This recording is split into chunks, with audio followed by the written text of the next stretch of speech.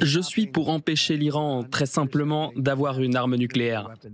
Ils ne peuvent pas avoir d'arme nucléaire. Je veux que l'Iran soit grand, prospère et formidable. Ils ne peuvent pas avoir d'armes nucléaires et s'ils en avaient une, vous seriez tous très malheureux. Vous seriez tous très malheureux car votre vie serait en grand danger. Denis Kataev, voilà, vous suivez évidemment de très près en tant qu'opposant russe les négociations sur le plan russo-ukrainien. Ça n'a pas véritablement avancé, manœuvre dilatoire de la part de Poutine. On ne peut pas s'attendre à la même chose de la part des Iraniens. Vitesse ou précipitation de la part de l'administration Trump, à mesure où on n'obtient rien avec les Russes, est-ce qu'on peut obtenir quelque chose avec les Iraniens? Oui, bien sûr, parce que... Les deux pays sont alliés. Oui, ils sont alliés avec la Russie, avec l'Iran, et la Russie avec la Corée du Nord, la Russie avec les Ouïtes, la Russie avec tous les terroristes, la Russie avec le Taliban, la Russie avec toutes les forces, comment on peut dire, de désordre aujourd'hui et ici dans le monde. Donc je pense que oui, la Russie aujourd'hui, et Poutine, pas la Russie, Poutine, il fait du chaos dans le monde entier, et c'est pourquoi, oui, bien sûr, la Russie et l'Iran, ils sont alliés aujourd'hui, et c'est vraiment, comment on peut dire, c'est du mal, l'axe du mal, l'axe du mal à l'époque, oui. Et c'est aujourd'hui on voit ça, mais je pense que c'est très important aujourd'hui pour l'Europe.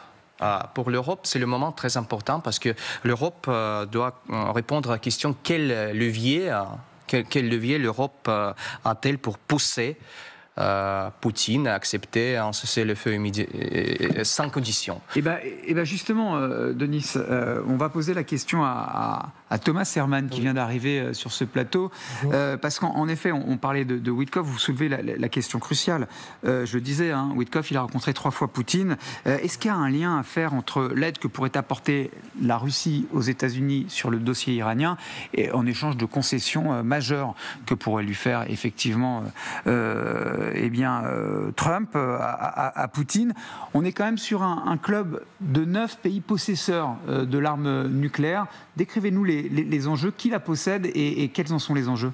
Oui, alors on va d'abord faire un point sur les sites nucléaires iraniens. Regardez cette carte. La version officielle de Téhéran, c'est uniquement des recherches nucléaires et des productions nucléaires à des fins civiles, notamment pour l'énergie. Sur cette carte, on vous a listé ce que l'on connaît néanmoins de ce qu'il se passe sur le territoire iranien: centrales nucléaires, réacteurs de recherche, centrales en construction, mines d'uranium. Dans un entretien accordé ce mercredi au journal Le Monde, le chef de l'Agence internationale de l'énergie atomique, Rafael Grossi, dit ceci: c'est comme un puzzle, ils ont les pièces et ils pourraient éventuellement un jour les mettre ensemble. Il reste du chemin à parcourir avant d'y parvenir, mais ils en sont pas loin, il faut le reconnaître. Alors, ce qu'on peut noter dans la production d'uranium en Iran, regardez ces 3 chiffres. 90%, c'est ce que nous dit l'AIEA. C'est le taux d'enrichissement nécessaire à la fabrication de l'arme atomique. Ce que l'on sait de l'Iran, c'est qu'on est proche du seuil de 60%, ce qui est déjà un seuil assez élevé sur le taux d'enrichissement d'uranium iranien. Les accords de 2015 préconisaient, et même donner la limite maximale de 3,67%. On voit que ce seuil est très largement dépassé.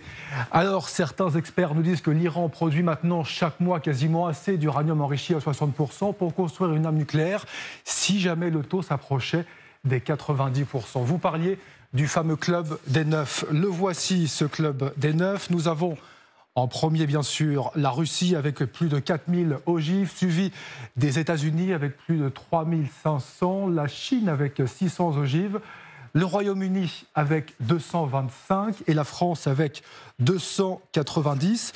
Je vous les ai séparés volontairement puisque ces 3 autres pays l'ont ouvertement reconnu après la guerre froide. Il s'agit du Pakistan, de l'Inde et de la Corée du Nord. Et puis, un 9e, il s'agit d'Israël qui n'a jamais reconnu officiellement détenir l'arme atomique. Voilà, c'est ce qu'on appelle l'ambiguïté stratégique. Ce sont les Israéliens qui ont conceptualisé cette idée d'ambiguïté stratégique. Un club très fermé, finalement, ce n'est pas forcément dans l'intérêt des Russes. En réalité, Général Chovancy, que ce club s'élargisse à un 10e détenteur de la bombe atomique, ça dévaluerait le principe même de dissuasion. Oui, mais je crois qu'on a dépassé ce cap. C'est ce que vous disiez tout à l'heure, Denis, c'est qu'en fait, mettre le chaos partout est une stratégie. Et mettre le chaos dans la question nucléaire, par la question nucléaire, c'est aussi une stratégie. Moi, je crois que tout a basculé. Nous sommes en train de revoir l'organisation du monde en termes de relations internationales, avec des alliances parfois contre nature, avec des accords peut-être contre nature, et que le nucléaire, le problème, c'est que le nucléaire a été quand même instrumentalisé, je parle du nucléaire militaire, a été instrumentalisé dans la guerre en Ukraine.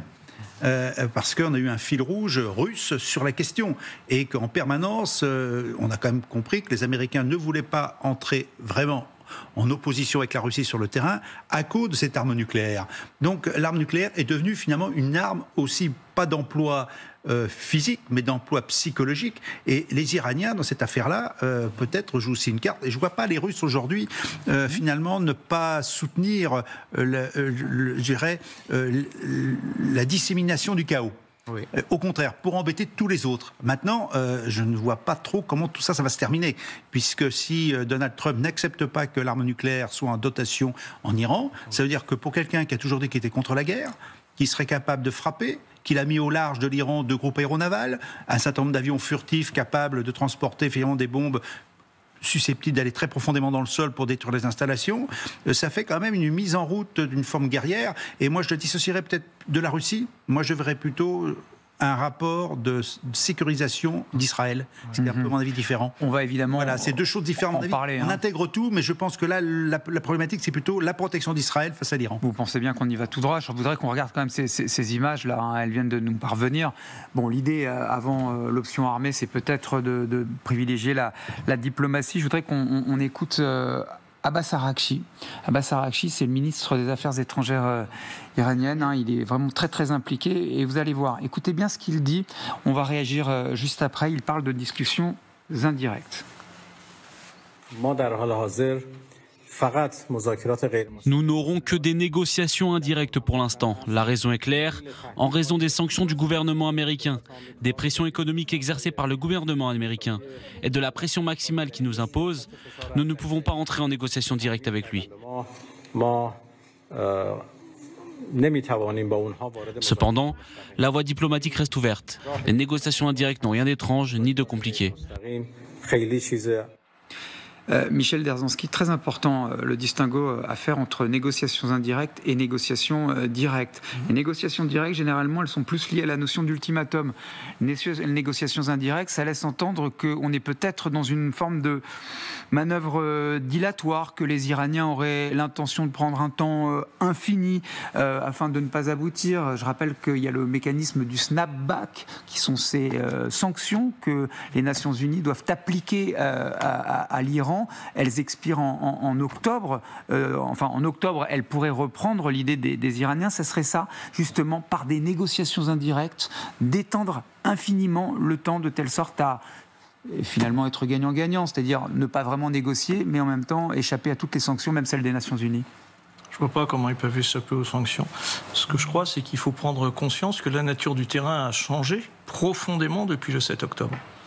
Les alliés de l'Iran, que sont les Houthis, qui étaient le Hezbollah, qui étaient le Hamas, sont annihilés en termes opérationnels et en termes d'infrastructures, qui ne peuvent plus compter dessus. Comme l'a répété le général tout à l'heure, il y a la flotte américaine qui est à portée de main.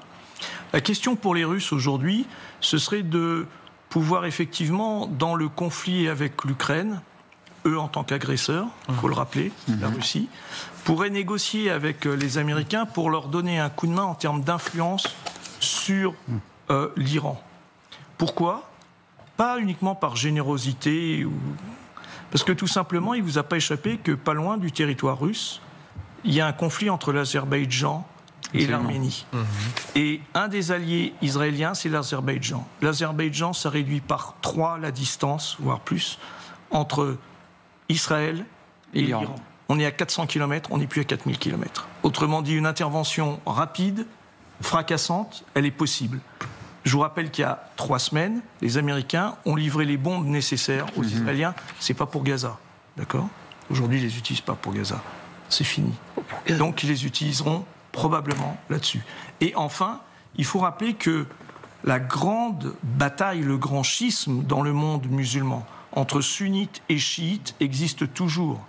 Et que s'il y en a qui ne veulent pas du tout de l'arme iranienne et qui disaient il faut couper la tête du serpent, Égypte, Arabie Saoudite, tout le monde sunnite disent il faut couper la tête du serpent. Et lorsqu'ils disent le serpent, ils pensent à l'Iran. D'autant plus que, et il faut le préciser, c'est vrai que lors de la double confrontation armée entre Israël et l'Iran, par vecteur interposé, le message qu'envoyait l'Iran, c'est que si on est capable de viser Israël, on peut forcément être capable de viser l'Arabie Saoudite. L'Iran est fragilisé. Qassem Soleimani a été tué et fragilisé. En plein cœur de Bagdad. Non, et puis surtout les défenses antiaériennes, là récemment, ont été effacées et neutralisées par les Israéliens au cours de deux grandes armées. Il y a quelque chose qui peut se jouer entre les Américains, la Russie et l'Iran sur le contexte ukrainien où la Russie pourrait être un vecteur. De quelle manière, c'est délicat à dire, mais voilà. En tout cas, Michel Derzhansky, vous l'avez soulevé dans l'équation, il y a évidemment Israël. Un Iran nucléaire représente une menace existentielle pour l'État hébreu. Le message, il a été reçu 5 sur 5 par le nouvel ambassadeur américain sur place, Mike Huckabee. Il s'est rendu à Jérusalem avec un message, pour le dire en mauvais français, crystal clear.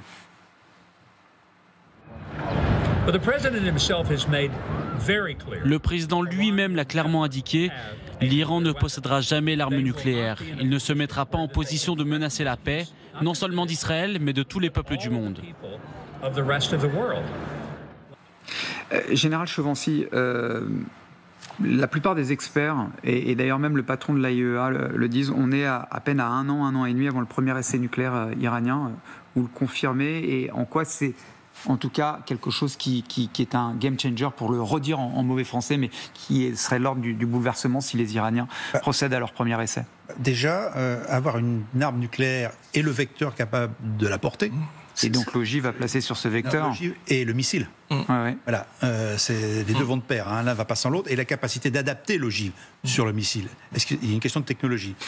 Ça va quand même effectivement être un game changer plutôt géopolitique au niveau régional, parce que croyez-vous qu'Israël pourrait frapper l'Iran si l'Iran avait l'arme nucléaire? Donc on revient avec cette logique de l'arme nucléaire, et ce que j'évoquais il y a quelques instants sur le changement finalement de l'usage de cette arme nucléaire. Elle a permis une guerre en Ukraine, puisqu'on n'osait pas attaquer un État nucléaire. Là, si l'Iran est doté de l'arme nucléaire, les rapports avec Israël vont prendre encore une autre tournure. N'oublions pas quand même, il me semble bien, que l'Iran a pour vocation à détruire Israël comme objectif stratégique. C'est répété assez régulièrement. Donc, si vous mettez de part et d'autre l'arme nucléaire, vous voyez bien qu'on va redimensionner finalement les rapports de force. Voilà, donc effectivement, et je reviens à mon hypothèse que les États-Unis ont intérêt, par des liens privilégiés qu'ils ont avec Israël, d'empêcher que l'Iran détiennent cette arme nucléaire pour maintenir la suprématie israélienne au Moyen-Orient. Donc je dirais qu'on a plus le risque d'une guerre, entre guillemets, ou de frappe spécifique dans cette zone-là, plus qu'on ne l'avait avant, et qu'effectivement, avec cet enrichissement qui est annoncé, sachant qu'il me semble bien que les inspecteurs d'AIEA ne peuvent pas se déplacer comme ils veulent dans l'ensemble des sites nucléaires, me semble-t-il. Bon, là, on voit Raphaël Grossi, tout de même, il était à Téhéran le 16 avril dernier, qui est le patron de l'AIEA. Ça ne veut pas dire qu'il inspecte. Non. Ça veut dire qu'il se déplace. Voilà. Peut-être qu'il négocie. C'est pas tout à fait pareil. Mais vous avez raison de le préciser, en effet. Notamment un ensemble de caméras qui ont été débranchées par les Iraniens. Bien sûr. Le contrôle. Et puis, on est quand même dans une situation où les estimations, elles sont là. Alors, on n'en est pas encore à la fabrication de l'arme nucléaire proprement dite, mais on voit bien que les Iraniens continuent, du moins selon les paroles officielles. Parce que quand même, ça fait tellement d'années qu'on nous dit que l'Iran va avoir l'arme nucléaire, on pourrait être surpris qu'à la date d'aujourd'hui, elle n'y soit pas arrivée, malgré Stuxnet, l'attaque informatique. De nombreux experts israéliens très très en pointe sur ces questions-là, et des experts du renseignement vous disent 1 an à 1 an et demi. Véritablement, je ne sais pas si ça fait des années qu'on nous dit 1 an et demi. Vérifier, mais enfin, ils le disent de plus en plus fort, à tel point, Anne Kratz, je vais vous poser la question. Les Israéliens, ils ont toujours véritablement et très sérieusement l'intention de frapper. C'est d'ailleurs pour ça que M. Netanyahou s'était rendu à Washington pour peut-être demander l'autorisation à M. Trump d'y aller tout droit. Lequel M. Trump a retenu la main de Netanyahou pour combien de temps encore, Anne Kratz? Parce que les Américains en ce moment, ce qu'ils sont en train de faire, c'est un jeu très compliqué. Ils essayent en même temps de détacher la Russie de la Chine et de l'Iran, comme on l'a dit, mais en même temps, ils savent très bien que la Russie et Israël ont été pendant très longtemps les meilleurs amis du monde. M. Netanyahou allait en Russie toutes les 5 minutes et appelait M. Poutine par son prénom. Il y a une certaine influence qui est possible entre Israël et la Russie. Par le simple fait qu'il y a quand même beaucoup de résidents, beaucoup de citoyens israéliens qui sont d'origine russe. Il y a un certain nombre d'oligarques russes dont certains sont encore recherchés par Interpol, qui se dorent au soleil des plages de Tel Aviv. Donc il y a beaucoup de relations entre les Russes et les Israéliens. Et donc les Américains qui sont à la fois intéressés par la sécurité d'Israël, bien entendu. D'ailleurs, c'est dans la loi américaine qu'il faut protéger la suprématie militaire d'Israël, donc ça c'est pas nouveau. En même temps, Trump étant toujours dans l'optique du businessman qui veut gérer le monde et faire des affaires avec tout le monde, il a envie de faire des affaires avec l'Iran. Il l'a dit très clairement. Il a dit c'est un grand marché possible, etc. Donc c'est un jeu qui est très compliqué et qui essaye d'instrumentaliser la Russie, alors que la Russie essaye d'instrumentaliser les États-Unis. On ne sait pas très bien qui va gagner encore. Moi, je sais que, il me semble que les Perses, donc les Iraniens, sont très très adeptes comme les Russes d'ailleurs, à faire durer le plaisir, si vous voulez, sans vraiment prendre ou faire des actions qui seraient décisives. Mais il y a une chose que je sais, c'est qu'il n'y a aucun appétit en Amérique pour une guerre contre l'Iran, même pour défendre Israël. Donc je ne sais pas comment ça va se passer, mais je crois qu'Israël s'en rend compte. Je crois que Trump lui-même et aucun de son vice-président, etc., ne veulent que l'Amérique s'engage dans une nouvelle guerre. Ça, c'est une des choses pour laquelle Trump a été élu. Et ça, vraiment, je crois que si les Américains devaient frapper l'Iran et faire beaucoup de victimes humaines, ça passerait très très mal aux États-Unis. Donc je n'y crois pas du tout.